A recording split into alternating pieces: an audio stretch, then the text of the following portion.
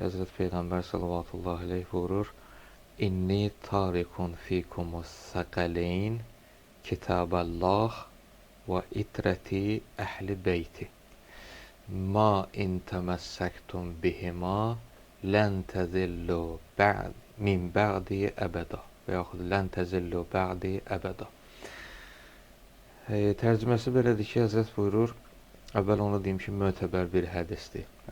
İslam məzhəbləri arasında qəbul olunan mütəvatir bir hədisdir və hədisin buyurulma zamanı da iki ehtimal var ki, biri Həzrət Peyğəmbər sallallahu aleyhin ömrünün sonlarında və digəri də Həccətül Vidada. Özdə bir dəfə yox, bir neçə dəfə Həzrət Peyğəmbər bu hədisi bir təkid olaraq və insanlar tərəfindən, müsəlmanlar tərəfindən həm əməl olunması üçün, həm qorunması üçün, müdafiə olunması üçün tapşırdığı bir məfhumdur, bir sözdür.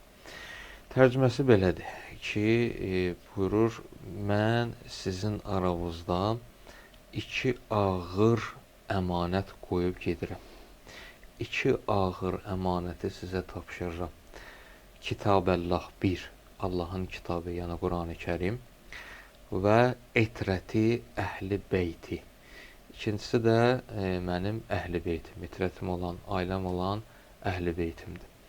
Və hədisin ardıcan buyurur ki, kim əgər ma in təməssəktum bihima, kim bu ikisindən möhkəm tutsa, möhkəm yapışsa, lən təzillu bə'di əbəda. Məndən sonra əbədi olaraq yoluna azmaz, zəlalətə düşməz, azğınlığa düşməz.